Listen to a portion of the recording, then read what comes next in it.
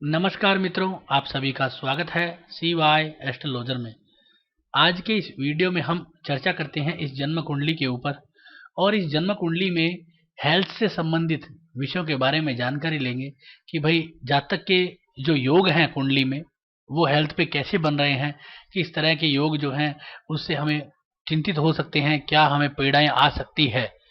तो हम इस जन्म कुंडली का जो आकलन करेंगे उसके लिए हम इस सॉफ्टवेयर का प्रयोग करेंगे। इसमें नवमास कुंडली है, 64वां नवमास है, साथ में हम गोचर कुंडली है, साथ में महादशाएं अंतरदशाएं हैं और इसके साथ हम एक हमारा दूसरा जो सॉफ्टवेयर है वो है जगन्नाथ होरा, इसका भी हम प्रयोग करेंगे। क्योंकि कई बार क्या होता है कि कुछ चीज़ें जो हैं वो दूसरे सॉफ्टवेयर में अच्छी से चीज़ें पता चल जाती है। यानी कि आप अगर सॉफ्टवेयर में फलादेश करते हो तो कम से कम आपके पास 2 सॉफ्टवेयर तो होने ही चाहिए, जिससे कि आपको काफ़ी अच्छी चीज़ों का नॉलेज होता रहे। जैसे इसमें जन्म कुंडलियाँ हैं वो तो उसमें भी थी, इसमें उसी स्क्रीन पे विनाष्टक वर्ग भी है जो एक बहुत महत्वपूर्ण है। साथ में इसके अंदर जो है वो स्ट्रेंथ भी है ग्रहों की, जैसे इस कुंडली के अंदर, तो वो आपके लिए थोड़ा सा प्लस पॉइंट रहता है। तो इस प्रकार आप जो है वो सॉफ्टवेयर का प्रयोग करें। इसके साथ हम एक कृष्ण मूर्ति पद्धति का सॉफ्टवेयर भी यूज करेंगे। तो आप इसी तरह से फलादेश करते हो तो आप 1-2 सॉफ्टवेयर जो भी आपके यूजेबल हो उनको जरूर लें। अब हम प्रारंभ करते हैं इस वीडियो। सबसे पहले हम इस जन्म कुंडली का थोड़ा सा आकलन ले लेते हैं, समझ लेते हैं। धनु लगन की कुंडली है, धनु लगन महत्वपूर्ण लग्नों में है, यानी कि जातक जो है वो उच्च श्रेणी के पदों में रहेगा, क्योंकि राजा के अधिकारी इस राशि का एक नाम है। राजा या राजा का अधिकारी न्याय करना या फिर विदेश से संबंधित कार्य करना, दूर की यात्राएं करना। तो धनु लगन की जन्म कुंडली के अंदर जो है वो चंद्रमा लग्न में बैठा है, बहुत मजबूत है।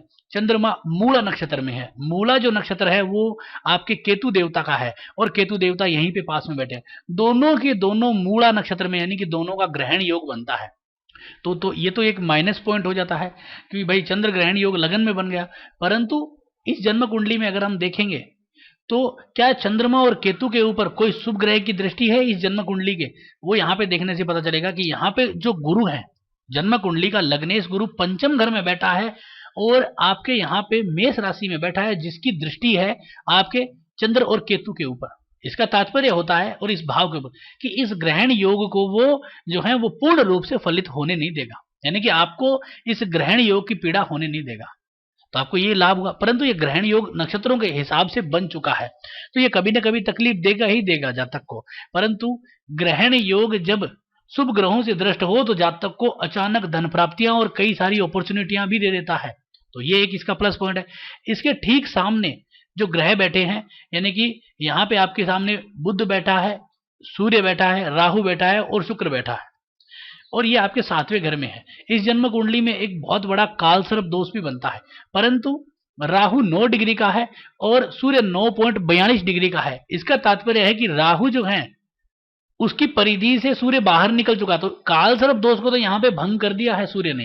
तो यहाँ पे ये एक दोष भंग हो गया। और सूर्य और राहु दोनों के दोनों आद्रा नक्षत्र में है, यानी राहु के ही नक्षत्र में। बड़ा ही एक अजीब सा यहाँ पे संयोग बन रहा है कि चंद्र ग्रहण योग में केतु जो है वो नक्षत्र स्वामी था और यहाँ पे सूर्य ग्रहण योग में जो राहु है वो यहाँ पे नक्षत्र का स्वामी है। तो दोनों के अंदर दोनों जो दैत्य हैं, जिसे हम ये माने कि दोनों सेपरेटिव ग्रह और दोनों अचानक देने वाले ग्रह, और देते हैं तो बड़ा जबरदस्त लाभ देते हैं। तो इस तरह के जो ग्रह हैं वो दोनों के दोनों एक्टिव है इन दोनों ग्रहणों में। अब क्या इसके ऊपर कोई ग्रह की दृष्टि है शुभ ग्रहों की? तो यहाँ पे शुभ ग्रह शुक्र जो है वो बैठा ही है।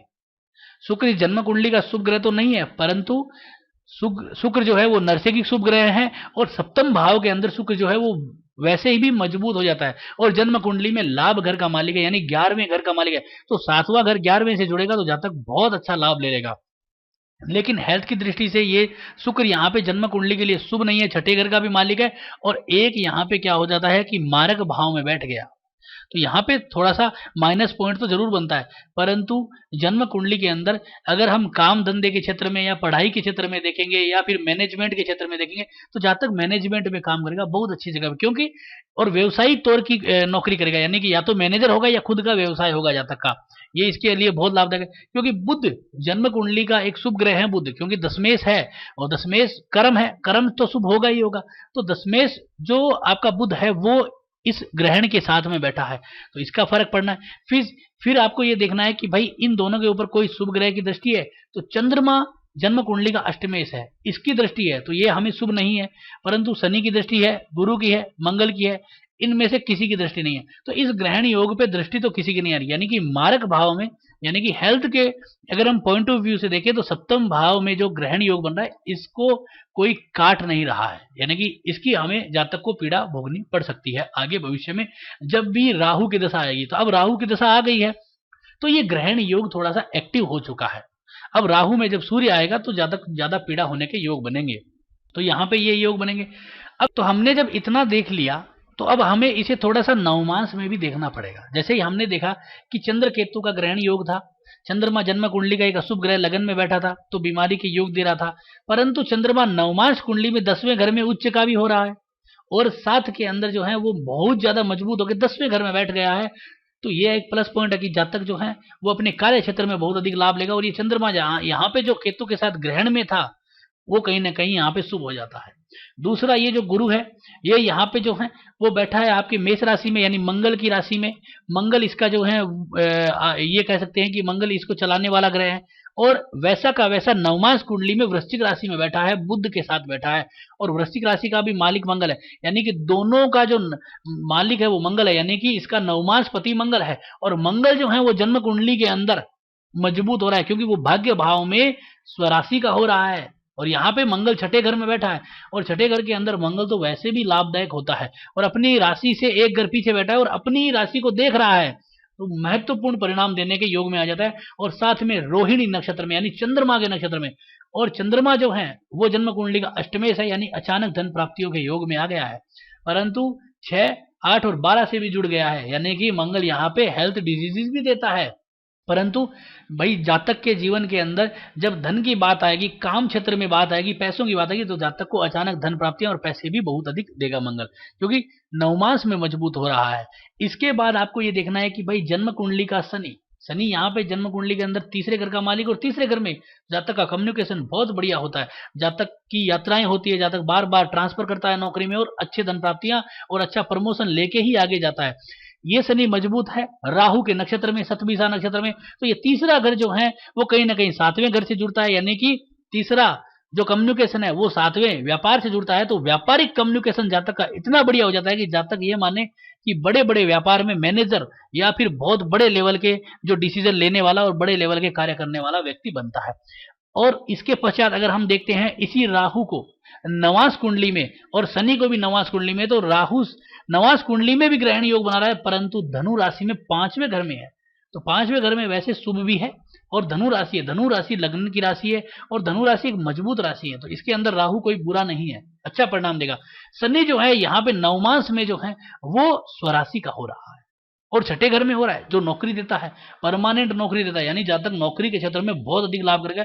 और ये जातक कहीं ना कहीं मैनेजर की भूमिकाओं में या कंपनी के बड़ी कंपनियों में सीईओ कहें या मैनेजमेंट में होगा ही होगा, क्योंकि शनि मजबूत हो रहा है, चंद्रमा मजबूत हो गया, मंगल मजबूत हो गया। दूसरा, अब इस जन्म कुंडली के अंदर लाभ घर का मालिक बच गया है शुक्र, जो जन्म कुंडली का एक मजबूत ग्रह बन जाता है नवांश कुंडली में, यानी कि नवमांश कुंडली में स्वराशि का तीसरे घर में बैठ गया, तो ये जातक को बहुत अधिक ताकत दे देता है, यानी पराक्रमी बना देता है। और मजबूत होने के कारण हम ये कह सकते हैं कि जातक को अच्छे धन लाभ हो गए। जन्म कुंडली बहुत कमजोर नजर आती है, काल सर्प दोष बहुत सारे जो हैं वो ग्रहण योग, परंतु नवमांश सारी की सारी रूपरेखा ही चेंज कर देता है। और ये जो सूर्य है वो नवमांश कुंडली में धनु राशि में आपके यहाँ पे 5वें घर में बैठा है, जो जन्म कुंडली का नवमेश था, तो मजबूत हो रहा है। इसका नवमांशपति गुरु जो है वो भी यहाँ पे मंगल की राशि में मजबूत हो रहा है। तो जातक की जन्म कुंडली में व्यापारिक तौर पे स्थितियां मजबूत है, वैवाहिक तौर पे स्थितियां मजबूत है, संतान के तौर पे भी स्थितियां मजबूत है। बस हेल्थ की बात करने हैं तो हेल्थ में क्या हम आकलन लगा रहे हैं कि सबसे पहले तो ये मंगल जो छठे घर में बैठा ये 6, 8, 12 से जुड़ता है, क्योंकि यहाँ पे मंगल रोहिणी नक्षत्र में बैठ गया, तो ये 6, 8, 12 से जुड़ता है, ये एक माइनस पॉइंट है। दूसरा क्या होता है कि जन्म कुंडली के अंदर शनि जो तीसरे घर में था, इस जन्म कुंडली का एक मार्केश है, शुभ ग्रह नहीं है, और वो नवांश कुंडली में भी छठे घर में गया और स्वराशि का हुआ, मजबूत हो गया, ये एक पीड़ा का विषय बन जाता है। थोड़ा सा यहाँ पे पीड़ा का विषय बना। जो जन्म कुंडली का अष्टमेश चंद्रमा था वो नवांश कुंडली के अंदर जो है वो द्वादशेश बन गया, वहां पे भी वो चंद्रमा बुरा हुआ। और 10वें घर के अंदर उच्च का तो हुआ है, लेकिन जन्म कुंडली के अंदर इसे जो योग बना या नवमास कुंडली में जो घर मिला वो सही नहीं मिला। और इसके अंदर अगर हम 64वें नवमास को देखेंगे तो सूर्य 64वें नवमास का मालिक बनता है, जो जन्म कुंडली के अंदर पंचम घर में ग्रहण योग में है और आपके यहाँ पे नवास कुंडली में भी ग्रहण योग में है, और ये पक्का ग्रहण योग बनता है क्योंकि कोई भी शुभ ग्रह की दृष्टि नहीं आ रही है। तो हम ये कहेंगे कि ये थोड़ा सा पीड़ा का विषय बनता है। तो राहु की जो दशा होगी जातक के लिए थोड़ी सी पीड़ादायक हो सकती है, क्योंकि एक तो सूर्य उसके साथ यहाँ बैठा है जो 64वां नवमास है, और एक जो आपका सूर्य जो है वो जन्म कुंडली के अंदर यानी कि जन्म कुंडली में सप्तम घर में बैठा है जो मारक भाव है। ये भी एक पीड़ा का विषय बन जाता है। जन्म कुंडली के मार के शनि जो यहाँ पे आज के दिन में गोचर में यहाँ पे जो गोचर कर रहे हैं वो भी इस मारक भाव में गोचर करेंगे, यानी कि शनि जो है मकर राशि में गोचर कर रहा है और आपके यहाँ पे मकर राशि में गुरु भी आ जाएगा 15 नवंबर के बाद। तो हम ये कहेंगे कि राहु की दशा में ये जो बुध की अंतर दशा चल रही है ये थोड़ी सी पीड़ादायक बन जाती है, क्योंकि यहाँ पे जो बुध है वो मार्केस भी बन जाता है और जन्म कुंडली के सेकेंड हाउस में जो मार्केस है मारक भाव है उसके अंदर कहीं ना कहीं जन्म कुंडली का मार्केस शनि गोचर कर रहा है जनवरी से, और एक गुरु भी आने वाला है। तो जातक के लिए थोड़ा सा सोचने समझने की बातें हैं, जातक को थोड़ा सा ध्यान रखने का विषय है कि भाई जातक थोड़ा सा ध्यान रखे, नहीं तो इसे काफी तकलीफें होने के योग बनते हैं। तो उसमें पाठ पूजाएं करें जिसमें गुरु की या फिर आपकी जो है वो जन्म कुंडली के मुताबिक शनि की पाठ पूजा करें, और अपने 5वें घर के जो ग्रह हैं जैसे मंगल है इनको मजबूत करें कहीं ना कहीं। अब इसी चीज को क्या है, अब जैसे हमने ये देख लिया, ये सारी रूपरेखाएं देख ली, अब हम ये देखेंगे थोड़ा सा आंकलन इसको और लगाएंगे। क्यों लगाएंगे? क्योंकि इसको आंकलन क्यों लगाएंगे कि जैसे जन्म कुंडली का छठे घर का मालिक है जो बीमारी देता है, अब ये शुक्र जो है वो बीमारी का कारक बनता है, और गुरु जो है वो जन्म कुंडली का एक शुभ ग्रह है, लग्नेश है। तो क्या लग्नेश कमजोर तो नहीं हो रहा है? तो लग्नेश जो है वो भरणी नक्षत्र में है, और भरणी नक्षत्र का जो मालिक है वो शुक्र है, और शुक्र जन्म कुंडली का सृष्टेश है, तो एक छोटा सा अशुभ पॉइंट बन जाता है। अब हमें ये देखना है कि ये जो शुक्र है क्या ये शुक्र कहीं पीड़ित तो नहीं है। इसके लिए आप जो है वो शुक्र की ऊपर किसी ग्रह की दृष्टियां देख सकते हो, जैसे मंगल की दृष्टि, जैसे चंद्रमा की जो दृष्टि है वो शुक्र के ऊपर है, और ये दृष्टि किस तरह की है। तो अगर आप केपी कृष्णमूर्ति को देखते हो, केपी कृष्णमूर्ति को जानते हो, तो जैसे कि यहाँ पे मैं आपको दिखाता हूँ कि शुक्र को देखना है। अब यहाँ पे मैं शुक्र को स्पेशल क्यों लेके आया हूँ, एक तो वो सृष्टि से एक लग्नेश का नक्षत्र है, जैसे यहाँ पे गुरु जो है वो शुक्र के नक्षत्र में है। अब इस जन्म कुंडली में केपी कृष्णमूर्ति की जन्म कुंडली में हम देखेंगे तो लगन का जो उप नक्षत्र है, यानी कि जो हमारा शरीर जो बना है वो कहीं ना कहीं शुक्र से बना है, यानी लगन का उप नक्षत्र शुक्र है। उसके बाद आपको ये देखना है कि आपके जो छठे घर है, 5वां और छठे घर का जो उप नक्षत्र है वो भी शुक्र है, ये भी एक पीड़ा का विषय बन जाता है। इसके बाद 8वें घर का भी उप नक्षत्र जो है वो शुक्र है, और 12वें घर का भी उप नक्षत्र शुक्र है, यानी कि जन्म कुंडली में लगन, छठे, 8वें और 12वें घरों का जो उप नक्षत्र है वो शुक्र है। तो ये एक पीड़ा का विषय बन गया कि शुक्र जो जन्म कुंडली का सृष्टेश था और लग्नेश का जो नक्षत्र स्वामी था वो कहीं ना कहीं जन्म कुंडली में बहुत महत्वपूर्ण भूमिका में है और कहीं ना कहीं पीड़ित हो रहा है, क्योंकि वो उसके कंट्रोल में है लगन और छठा घर, 8वां और 12वां, यानी 6, 8, 12 और 7 में लगन। तो जब तक के हेल्थ इश्यूज के योग बनाता है क्योंकि वो सृष्टेश है। अब इसके ऊपर चंद्रमा की दृष्टि भी थी जो हमने देखा था। अब इसको हम केपी कृष्णमूर्ति के अनुसार अगर हम देखेंगे तो कस्प की दृष्टियां देखते हैं, तो कहीं ना कहीं जो आपका शुक्र है, शुक्र जो है वो तीसरे घर को अपनी बुरी दृष्टि से देखता है, साथ में आपके जो है जन्म कुंडली के 9वें घर को बुरी दृष्टि से देखता है। तो तीसरे घर यानी कि हाथों से संबंधित, 9वां घर जो है उससे संबंधित, यानी 9वें घर में क्या आते हैं, पैर, घुटने, तो उनसे संबंधित भी आपके यहाँ पे बीमारी होने के योग बनते हैं, यानी कि जो आपके जांघें हैं उसके योग बनते हैं। साथ में यहाँ पे शुक्र की दृष्टियां देखी। अब शुक्र कौन से ग्रहों से दृष्ट है, मेन बात वो है, ये तो कस्ब है।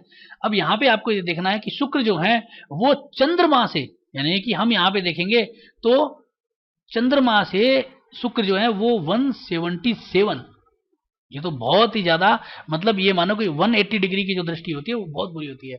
तो आपको यहाँ पे हम देखेंगे कि जो आपका शुक्र है वो कहीं ना कहीं चंद्रमा से दृष्ट है और चंद्रमा शुक्र से दृष्ट है।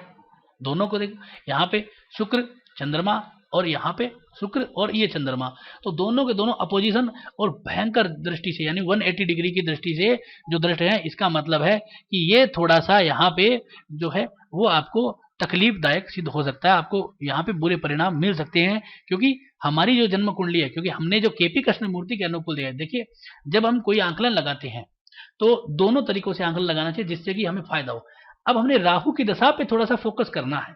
तो पहले हमने ये देख लिया है कि भाई जो जन्म कुंडली में जो शुक्र है, क्योंकि हमने लग्नेश का क्यों देखना जरूरी था, लग्नेश का हमें देखना इसलिए जरूरी था क्योंकि भाई हमारा व्यक्ति जो है, जो जातक है, वो लग्नेश ही तो है, उसका जो मेन जो शरीर है वो गुरु से बना है, क्योंकि भाई उसकी धनु राशि है लगन की, और उसकी चंद्रमा की भी धनु राशि है। तो इसका जो शरीर है वो कहीं ना कहीं शुक्र से जुड़ा हुआ है, क्योंकि शुक्र इसके भूमिगत कार्य कर रहा है, पीछे जो है कार्य कर रहा है। तो इसके बाद आपको जो है वो 4 महत्वपूर्ण ग्रहों को देखना पड़ेगा। एक तो लग्नेश, एक मंगल, एक आपका शुक्र और एक आपका चंद्रमा। शुक्र इसलिए रह रहा हूं क्योंकि छठे घर का मालिक है, जो स्टार्ट करता है बीमारियों को, और 11वें घर का भी मालिक है। और दूसरा क्या है, इस जन्म कुंडली के अंदर हमें देखना पड़ेगा कि आपका यहाँ पे बाद केस को भी हम ले सकते हैं, क्योंकि वो बुध इस कुंडली का बाद केस बन जाता है, परंतु यहाँ पे हमने मंगल को इसलिए लिया है क्योंकि वो 5वें घर का मालिक है, वो रिकवरी देता है, वो छठे घर में बैठा है, और चंद्रमा जो है वो अष्टमेश है, तो जो घटनाएं घटित होगी वो चंद्रमा के थ्रू होगी। तो आपको यहाँ पे क्या देखना होगा कि इनके विनाष्टक वर्ग को देखना होगा, यानी कि इनके जो विनाष्टक वर्ग हैं उनको आपको देख के ये आइडिया लगाना पड़ेगा कि जातक जो है वो कहीं ना कहीं किस तरह के योगों में है। तो आपको सबसे पहले गुरु को देखना है। तो गुरु जो है उसके सभी वर्गों में, यानी लगन में 3 पॉइंट है, तो कम है लेकिन इतने भी कम नहीं है, ठीक है। इसके बाद आपको शुक्र को देखना है। शुक्र 7वें घर में 2 पॉइंट देखा, ये पीड़ा का विषय है। साथ में शुक्र जो है वो छठे घर में भी 2 पॉइंट दे रहा है, ये एक पीड़ा का विषय है। तो शुक्र कमजोर हो रहा है। इसके बाद आपको ये देखना है कि मंगल है वो 1 पॉइंट दे रहा है आपके यहाँ पे, किसके ऊपर, आपके 7वें घर के अंदर, और 0 पॉइंट दे रहा है आपके 8वें घर में। यानी कि आप ये मानिए कि जब मंगल या फिर कोई अशुभ ग्रह मंगल की दशा, अंतरदशा या प्रत्यंतर दशा में इन भावों के ऊपर से निकलेगा, यानी कि आप इस बात को ऐसे समझना कि जातक को जो है वो राहु के अंदर मंगल चलेगा, और मंगल में अगर मिथुन राशि और आपकी कर्क राशि, मिथुन यानी कि यहाँ पे जो भाव है, ये जो 7वां भाव है, यहाँ पे मिथुन राशि आ रही है, यहाँ पे कर्क राशि है, इन दोनों भावों पे कोई भी अशुभ ग्रह यानी राहु, केतु और शनि अगर निकलेंगे तो जातक को यहाँ पे बहुत ज्यादा पीड़ा देंगे। विषय का माइनस पॉइंट हो गया, एक चिंता का विषय हो गया। तो यहाँ पे ये ध्यान देना है कि जातक के जब मंगल आएगा जन्म कुंडली की दशा, अंतरदशा और प्रत्यंतर दशा में, तब जातक को क्या यहाँ पे कोई अशुभ ग्रह गोचर करेगा तो जातक को यहाँ पे पीड़ा होने के योग बनेंगे, क्योंकि यहाँ पे 1 और 0 पॉइंट है। इसी प्रकार विनाष्टक वर्ग में भी आपको देखना पड़ेगा कि छठे घर में और यहाँ पे 7वें घर में, जैसे ये मंगल है, यहाँ पे आप देखोगे तो वृषभ राशि में अभी राहु गोचर करेगा 23 सितंबर को, लेकिन यहाँ पे हमारे पॉइंट 5 है, तो हमें डरने की जरूरत नहीं है, हमारा कुछ नहीं हो सकता, डरने की जरूरत नहीं है, आनंद लीजिए। ज्यादा से ज्यादा हो सकता है तो हम फिसल के गिर सकते हैं, वो भी बहुत ही रेयर में, ये और कुछ नहीं हो सकता। यहाँ पे शुक्र जो है वो दे रहा है छठे घर में 2 पॉइंट और 7वें घर में भी 2 पॉइंट, यानी कि अगर वृषभ राशि में जो राहु गोचर करेगा और तब शुक्र की दशा चलेगी, अंतरदशा या प्रत्यंतर दशा, तो हमें थोड़े से परिणाम यहाँ पे निराशाजनक आ सकते हैं, वो यहाँ पे डिपेंड करेगा। इसके बाद हमने एक चंद्रमा और लिया था, तो चंद्रमा जो है वो जन्म कुंडली के अंदर अगर देखते हैं तो 12वें घर के अंदर जो है वो 2 पॉइंट लेके बैठा है, बाकी यहाँ पे 8वें घर में भी 3 है, तो कोई दिक्कत नहीं है, छठे घर में भी 3 2 पॉइंट यहाँ पे लेके बैठा है। इसका तात्पर्य है कि वृश्चिक राशि में जब कोई ग्रह गोचर करेगा, अशुभ ग्रह राहु केतु और शनि, यानी कि अभी राहु गोचर केतु गोचर कर रहा है इस वृश्चिक राशि में, तो अब यहाँ पे दिक्कत है जातक के लिए, यानी कि 23 सितंबर के बाद जब से वृश्चिक राशि में गोचर करेगा राहु, तो जातक को यहाँ पे थोड़ी चिंताएं बने, क्योंकि यहाँ पे पॉइंट कम है। अब वो चिंताएं कब होगी, ऐसे ही नहीं है कि भाई जातक को मैंने कह दिया आज ही चिंता हो जाए, नहीं, ऐसा कुछ नहीं होने वाला। यही ज्योतिष का सबसे महत्वपूर्ण है कि आपको ये टारगेट ढूंढना पड़ेगा कि ये गोचर तो वृश्चिक राशि का इसमें कर जाएगा 23 सितंबर को, लेकिन इस जातक की तकलीफ कब हो सकती है, वो योग होते हैं इसकी महादशाओं में। जैसे राहु में बुध, तो बुध में चंद्रमा आएगा, यानी कि जनवरी 2021 से लेके मार्च 2021, यहाँ पे थोड़ा सा ध्यान देने का विषय है जातक के लिए। इसके बाद अगर इस केतु के जो गोचर के अंदर जातक को चंद्रमा की दशा, जैसे चंद्रमा की दशा जो है 2027 में आएगी, तब तक तो केतु महाराज पता नहीं कहाँ पहुंच जाएगा। तो हम यही टारगेट लगेंगे, बुध में जो चंद्रमा आएगा, ये जो 3 महीने का यानी 2.5 महीना है, इसमें थोड़ा सा जातक को ध्यान रखने का है, हेल्थ वाइज ध्यान रख लीजिए। और कोई डरने की जरूरत नहीं है, आनंद से अपना समय निकाले, कोई दिक्कत नहीं होगी। तो इस प्रकार आप जो है वो आइडिया लगा सकते हैं। अब राहु की महादशा, बात हम राहु की महादशा कर रहे थे, पहले हमने कुंडली का आंकलन लिया, आपको समझाया सिखाया कैसे तरह से हम देखेंगे। अब बात आ गई है राहु की महादशा, जो सबसे महत्वपूर्ण है। राहु क्या परिणाम देगा? राहु जन्म कुंडली के अंदर जब हम राहु का गोचर करते हैं, मैंने बहुत सारे वीडियोस बनाए हैं राहु केतु के गोचर के ऊपर, और राहु केतु का अभी जो गोचर हो रहा है उसके ऊपर भी, राहु किन किन भावों में कैसे परिणाम देता है, राहु की महादशाओं के ऊपर, शनि की महादशाएं, बहुत सारे ऐसे ऐसे जबरदस्त वीडियो बनाए हुए हैं जो मेरे इस यूट्यूब चैनल पे आप उनका लाभ जरूर लें। अब राहु की बात करें तो राहु के लिए सबसे महत्वपूर्ण है कि राहु किसकी राशि में बैठा है? मिथुन, बुध की राशि में। राहु किनके साथ हैं? तीनों ग्रहों के साथ है, तो इन तीनों के परिणाम देगा। यानी जन्म कुंडली में राहु जो है वो कई सारे ग्रहों के परिणाम देगा, जिसमें सबसे महत्वपूर्ण 10वें और 11वें घर के परिणाम आ गए, क्योंकि 10वें घर का मालिक जो बुध वो इसके साथ है, और 11वें घर का मालिक शुक्र वो भी इसके साथ है। क्योंकि राहु जब परिणाम देगा अपने नक्षत्र का, राशि का, युति का और दृष्टि का, तो चंद्रमा की भी दृष्टि 8वें घर की, तो राहु जो है वो मिले जुले सारे ही परिणाम देगा। यानी राहु और केतु इस जन्म कुंडली में की मेकर हैं, जातक को जीरो से हीरो और हीरो से जीरो बनाने वाले ग्रह हैं। तो लेकिन यहाँ पे योगों में अगर बात करी जाए तो काफी अच्छे योग बन रहे हैं। इसलिए मैं ये कहूंगा कि जन्म कुंडली को आप ऐसे ही नहीं छोड़िए कि ग्रहण दोष और काल सर्प, इसकी ग्रोथ में जाएंगे तो पता चलेगा कि जातक की जन्म कुंडली बहुत ज्यादा ही मजबूत हो रही है और जातक अत्यधिक धन कमाने वाले पुरुषों में है। यहाँ पे राहु की महादशा में हम कहेंगे कि राहु मिले जुले सारे ग्रहों के परिणाम दे रहा है, तो 10वें घर के, लाभ घर के, सबके दे रहा है। लेकिन अगर जातक की जो उम्र है और वो ये सोच रहा है कि भाई हेल्थ इश्यूज के बारे में, तो राहु यहाँ पे 7वें घर के परिणाम है, राहु यहाँ पे जो है 8वें घर के भी परिणाम दे रहा है और 6ठे घर के भी दे रहा है। तो राहु यहाँ पे थोड़े से तकलीफदायक परिणाम दे रहा है। तो इसका तात्पर्य हो रहा है कि 6ठे 8वें के परिणाम है, तो जातक के लिए बुरा होने के योग बनाता है राहु। राहु की महादशा में जातक की हेल्थ थोड़ी सी कमजोर रहेगी। फिर मारक भाव में बैठा है, मार्केस के साथ बैठा है, क्योंकि जन्म कुंडली का बुध जो है वो मार्केस भी बनता है, बादकेस भी बनता है, उसके साथ में बैठा है, तो थोड़ी सी पीड़ा का विषय बन जाता है। अब आपको ये देखना है, अगर आपको इसको कृष्ण मूर्ति पद्धति में ले जाते हो, यहाँ पे राहु नवमास कुंडली में 5वें घर में बैठा है, तो रिकवरी को काटता है, थोड़ा सा शरीर में रिकवरी को काटता है। फिर अगर आप देखते हो कि राहु के ऊपर चंद्रमा की दृष्टि है, 8वें घर का चंद्रमा है, और अगर आप विनाष्टक वर्ग में भी देखोगे तो भी यहाँ पे आपको इस तरह के परिणाम मिलेंगे। आपको इस केपी कृष्ण मूर्ति में जाएंगे तो केपी कृष्ण मूर्ति के अंदर अगर हम प्लेनेट में देखेंगे तो आपका जो राहु है वो कहीं ना कहीं चंद्रमा से 182 डिग्री से दृष्ट है, बहुत ही गजब का। यानी कि हम ये मानेंगे कि बहुत ज्यादा तकलीफदायक हो गया। लाल कलर यहाँ पे देखिए, वेरी इविल, बहुत हार्ड है ये। तो इसलिए हम ये कहेंगे कि यहाँ पे राहु थोड़े से चंद्रमा से संबंधित, यानी 8वें घर के थोड़े से तीखे परिणाम इसे मिल रहे हैं। अब यहाँ पे अगर आप राहु को देखोगे वैसे, तो राहु जो है वो राहु के ही नक्षत्र में बहुत ज्यादा ही स्पेशल रिजल्ट दे रहा है, और राहु यहाँ पे 6ठे घर के स्पेशल परिणाम दे रहा है। यहाँ पे अगर देखोगे तो राहु 6ठे और 7वें दोनों घर के परिणाम दे रहा है, यानी राहु 6ठे का भी देगा और 7वें के भी देगा। 7वां घर जो है वो थोड़ा सा अचानक नुकसान का होता है, अचानक चोट लगने का होता है, और गुरु के उप नक्षत्र में है, जो गुरु 6, 4, 10 और 11 दे रहा है। तो यहाँ पे 6 और 4 और 10 आ जाते हैं और 1 भी आ जाता है, तो नो रिकवरी दिखा देता है, यानी रिकवरी वाले पॉइंट नहीं है 5 और 9। तो ऐसा नहीं है कि रिकवरी नहीं होगी, रिकवरी हो जाएगी, लेकिन ये पॉइंट ऐसे दिखा रहा है कि राहु की दशा में जातक को पीड़ा तो होगी, क्योंकि राशि स्वामी राहु जो है वो 6 पॉइंट दिखाता है, इसका नक्षत्र स्वयं राहु वो भी 6 पॉइंट, और यहाँ पे जो उसका उप नक्षत्र गुरु है वो भी 6 दिखा रहा है। तो जातक को पीड़ा होने के थोड़े से योग तो बनते हैं।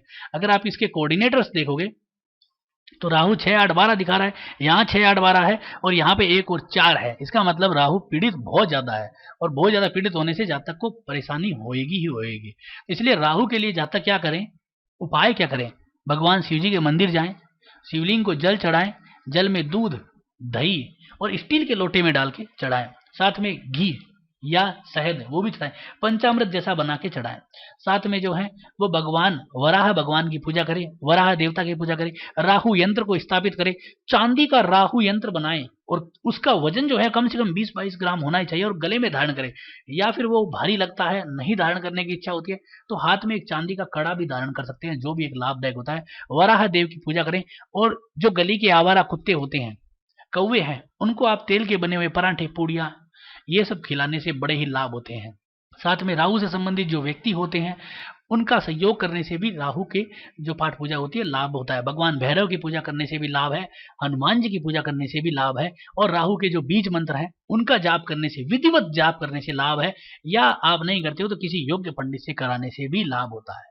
तो ये एक महत्वपूर्ण चीज है, तो आपको यहाँ पे इसका ध्यान देना है, तो ये आप जरूर करिए। अब आप देखिए कुंडली की तरफ वापस जाते हैं, और इसके पश्चात राहु में बुध की दशा चल रही है। तो बुध की दशा जो है वो यहाँ पे जन्म कुंडली का मार्केश है, और जन्म कुंडली का बादकेश भी बनता है, और नवमास में देखते हैं तो जन्म कुंडली के चतुर्थ भाव में जाता है, लेकिन लग्नेश के साथ है, और इसका जो नवमास पति है वो मजबूत हो रहा है। तो ये नहीं कहेंगे कि बुध की दशा इसके लिए बुरी जाएगी इनके लिए, तो इनके लिए बुध की दशा कोई ज्यादा बुरी नहीं जाएगी, हेल्थ के इश्यूज छोटे मोटे बने रहेंगे।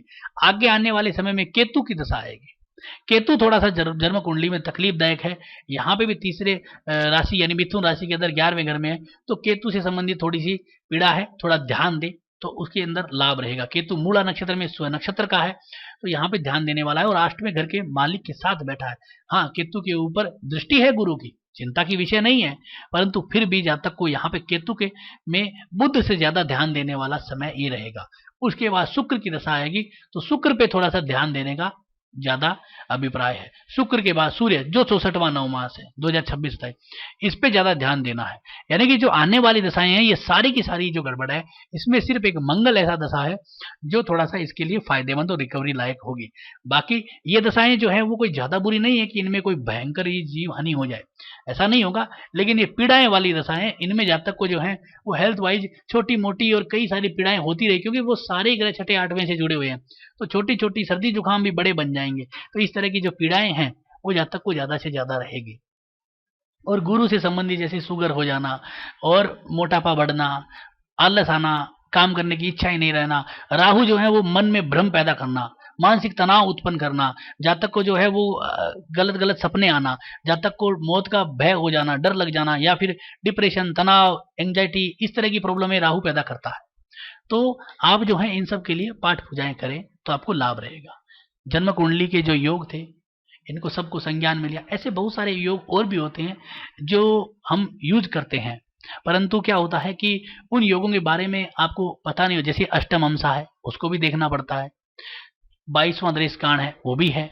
तो इस तरह के कई सारे योग हैं, जैसे 64वें नवमास के भी कई सारे और पहलू हैं, तो उनके बारे में लोगों को पता नहीं होता, तो लोग सोचते कि यार हमें भ्रमित कर दिया। तो ऐसे योगों को मैंने बताया नहीं है, बाकी जो मेन जो चीजें हैं उनका सबका प्रयोग किया है। तो इस वीडियो में जो फलादेश के जो महत्वपूर्ण जो बिंदु थे उन सब का प्रयोग किया गया, सॉफ्टवेयरों का प्रयोग किया गया, और जो महत्वपूर्ण जो विनाष्टक वर्ग है उसका भी मैंने आपको प्रयोग करके बताया है, साथ में केपी कृष्णमूर्ति के द्वारा भी बताया है। तो अगर इस वीडियो में कोई कमी रही हो तो जरूर बताएं, और अच्छा लगा तो लाइक करें, शेयर करें, सब्सक्राइब करें। धन्यवाद दोस्तों।